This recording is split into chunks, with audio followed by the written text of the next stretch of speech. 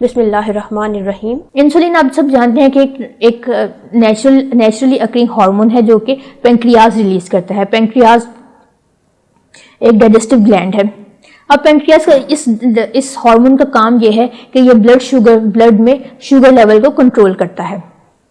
अगर किसी वजह से पेंक्रियाज ये इतनी रिक्वायर्ड अमाउंट में इंसुलिन ना बना सके या बिल्कुल ही इंसुलिन ना बना सके तो हमें एक्सटर्नल सोर्स से बॉडी में इंसुलिन इंजेक्ट करना पड़ती है। अब चूंकि हमारे यहाँ वर्ल्ड वाइड डायबिटिक पेशेंट्स का नंबर बहुत ज़्यादा है तो इतनी बड़ी मिकदार में नेचुरल तरीके से इंसुलिन प्रोड्यूस करना ये काफ़ी एक्सपेंसिव भी है और ऑलमोस्ट इम्पॉसिबल भी। तो अगर हम इसको बायोटेक्नोलॉजिकली प्रोड्यूस कर ली जाए तो ये कम वक्त में हमें बहुत ज़्यादा मिकदार में इंसुलिन दे सकता है।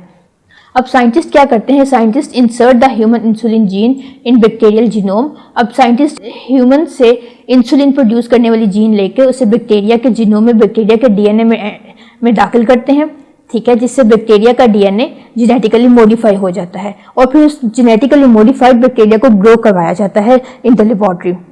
जैसे जैसे बैक्टीरिया ग्रो करता चला जाता है इंसुलिन की अमाउंट भी बढ़ती चली जाती है, जिसे बाद में हम एक्सट्रैक्ट कर लेते हैं।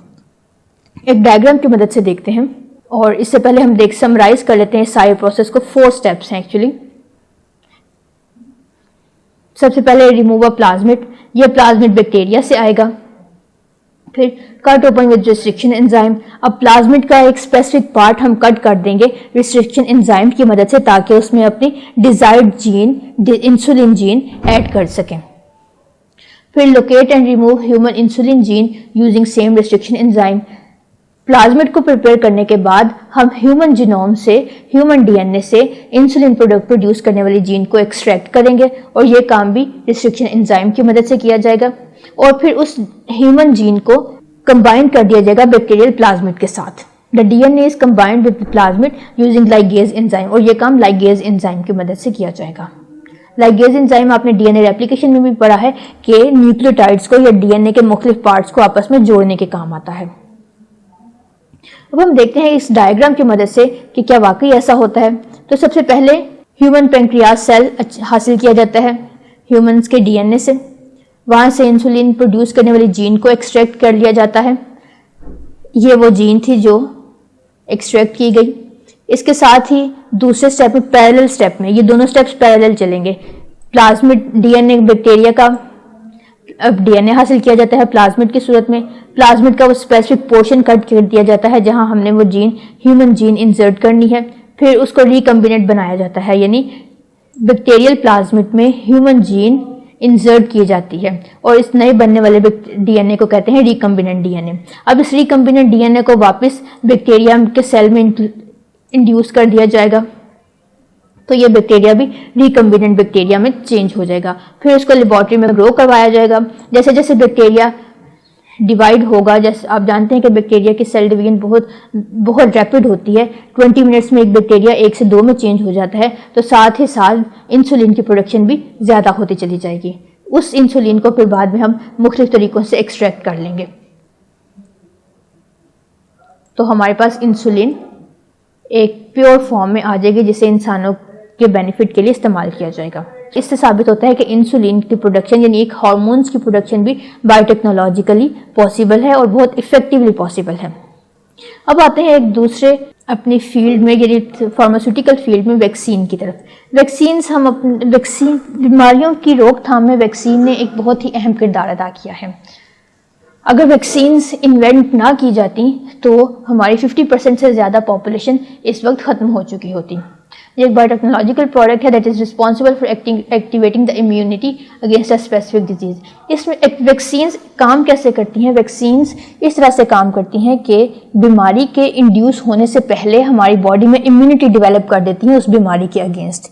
अब होता क्या है कि वैक्सीन्स किसी भी जिस बीमारी के बारे में, जिस डिजीज़ की ये वैक्सीन होगी, उस डिजीज़ कॉजिंग वायरस का कोई पार्ट, वो वायरस खुद इनएक्टिव किया हुआ वायरस या उस वायरस की कोई प्रोटीन, उस वायरस का कोई डीएनए, उस वायरस के उसकी बॉडी से कोई केमिकल लेके ह्यूमन बॉडी में इंसर्ट किया जाता है। अब ह्यूमन बॉडी की ये प्रॉपर्टी है कि जैसे ही ह्यूमन बॉडी में कोई फॉरेन सब्सटेंस आता है, हमारी बॉडी उस फॉरेन सब्सटेंस के अगेंस्ट फॉरेन से एंटीबॉडीज बनाना शुरू कर देती है। ये एक तरह का डिफेंस मैकेनिज्म है इन ह्यूमन बॉडी का। तो जब इनएक्टिव किए हुए माइक्रोब्स या उनके टॉक्सिन्स या दूसरे कॉन्स्टिट्यूएंट प्रोटीन्स जब बॉडी में ऐड की जाती हैं तो हमारी बॉडी इसके अगेंस्ट फौरन से एंटीबॉडीज बनाना शुरू कर देती है। अब जब एक दफ़ा हमारी बॉडीज में एंटीबॉडीज जनरेट हो जाएंगी तो जब कोई एक्चुअल में वायरस हमारी बॉडी में शामिल होगा तो वो एंटीबॉडीज तो पहले से ही मौजूद हैं, तो फौरन से वो नए आने वाले ऑर्गेनिज्म को, माइक्रोब को किल कर देंगी। इस तरह हमारी बॉडी महफूज रहेगी वायरस के अटैक से, उस स्पेसिफिक डिजीज़ के। अब इसे एक दफ़ा पढ़ लेते हैं। A vaccine carries weekend microbes, their toxins or their constituent proteins which are called agents. The agent encourages the immune system of a body to identify a pathogen as a threat. हम पहले से ही disease के actual disease के cause होने से पहले ही वो agent body में इंट्रोड्यूस करवा देते हैं ताकि उसके अगेंस्ट एंटीबॉडीज डेवलप हो जाएं। When the threat is identified by the body, body develops antibodies against it which reside in the body. अब एक दफ़ा बॉडी में एंटीबॉडीज पैदा हो जाएंगी तो वो बॉडी में हमेशा के लिए कायम रहेंगी। When a real pathogen enters, these antibodies kill it at once and protect the body from its hazard. Same ऐसा ही पोलियो के केस में होता है कि 5 साल तक बच्चों को पोलियो की वैक्सीन दी जाती है ताकि बच्चों की बॉडी में पोलियो वायरस के अगेंस्ट एंटीबॉडीज डेवलप की जाएं। इसके बाद अगर बॉडी में कोई पोलियो वायरस एंटर भी होता है तो वो इफेक्टिव नहीं होता, वो बॉडी को कोई हैजर्ड नहीं पहुंचा सकता, कोई नुकसान नहीं पहुंचा सकता। These antibodies kill it at once and protect the body from its hazards. Scientists identify genes in bacteria that make such proteins that do not cause disease but can stimulate blood cells to make antibodies against that disease. Scientists क्या करते हैं कि bacteria में ऐसी jeans identify करते हैं जो कि खुद तो डिजीज कॉज नहीं करती हैं लेकिन हमारे बॉडी सेल्स को स्टिमुलेट कर देती हैं डिजीज कॉज करने वाले एजेंट्स के अगेंस्ट। तो ऐसी जीन्स जब इंसर्ट की जाती हैं दूसरे बैक्टीरिया में तो वो बैक्टीरिया जेनेटिकली मॉडिफाइड बैक्टीरिया कहलाता है। The genetically modified bacteria prepare the pathogen proteins which is then extracted and is used as vaccine. इस तरीके से हम वैक्सीन डेवलप करते हैं। Vaccine is the best effective way of preventing infectious diseases such as influenza and chicken pox.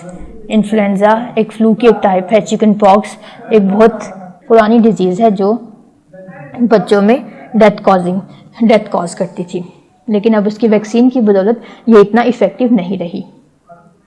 इसका process ये देख लेते हैं कि हेपेटाइटिस बी की वायरस की वैक्सीन हमें तैयार करनी है तो पहले हेपेटाइटिस बी का डीएनए या उसका कोई सेगमेंट, उससे रिलेटेड जीन हासिल की जाएगी।